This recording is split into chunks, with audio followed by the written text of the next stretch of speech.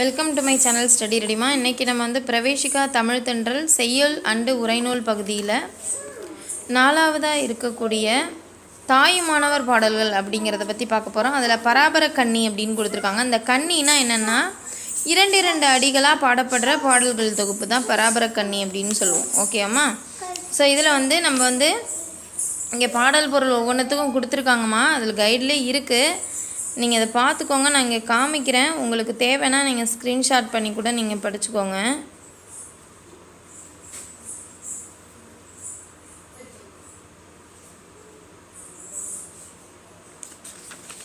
So நான் இன்றைக்கி பார்க்க போகிறது வந்து காமிக்க போகிறது உங்களுக்கு அந்த கொஷின் மட்டும்தான்.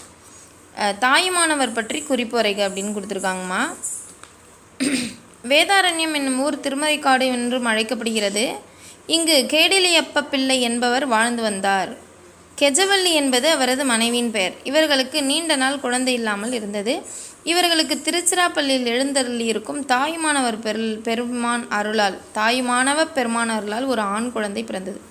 எனவே அக்குழந்தைக்கு தாயுமானவன் என பெயரிட்டு சீராட்டி பாராட்டி வளர்த்து வந்தனர். ஓகேவாம்மா? வேதாரண்யம்ங்கிற திருமறைக்காடுன்னு இப்போ சொல்லப்படுற அந்த ஊரில் வந்து கேடிலியப்ப பிள்ளை மற்றும் கெஜவல்லி அம்மையார் இருக்காங்க. அவங்களுக்கு ரொம்ப நாள் குழந்தை இல்லை. அவங்க உடனே என்ன பண்ணுறாங்க, திருச்சிராப்பள்ளி திருச்சி இருக்கு இல்லையா, அங்கே வந்து அந்த மலைக்கோட்டை கோயில் தான் நினைக்கிறேன் இது தாயுமானவர் கோயிலுங்கிறது. ஸோ அங்கே போய் அங்கே எழுந்தருளியிருக்கிற தாயுமானவர் பெருமாளை வந்து இவங்க வழிபடுறாங்க. அப்போ அவங்களுக்கு ஒரு ஆண் குழந்தை பிறக்குது. அந்த குழந்தைக்கு தாயுமானவர்னு பெயரிடுறாங்க.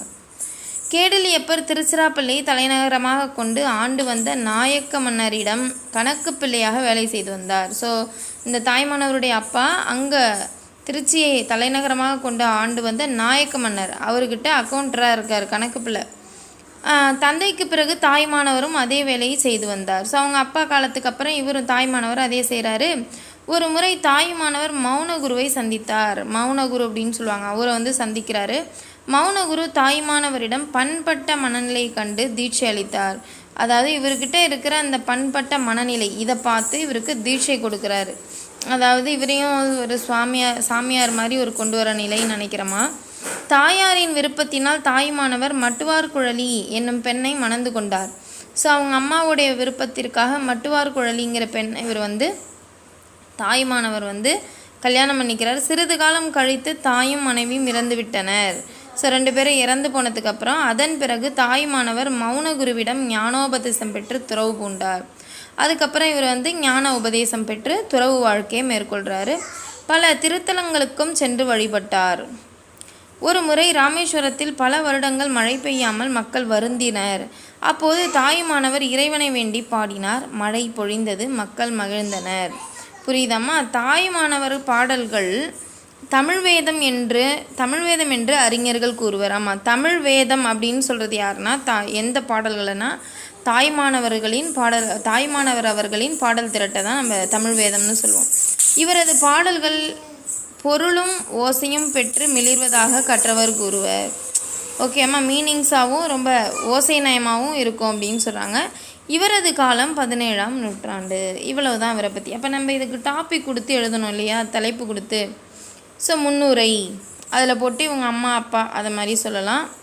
அதுக்கப்புறம் இதை எப்படி எழுதலான்னா பணி, தாயுமானவரின் பணி அப்படின்னு எழுதலாம்.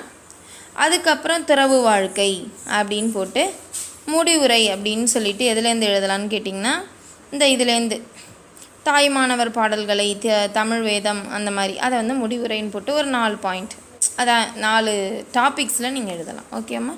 ஸோ இந்த வீடியோ பிடிச்சிருந்தா லைக் பண்ணுங்கள். தேங்க்யூ ஃபார் வாட்சிங்.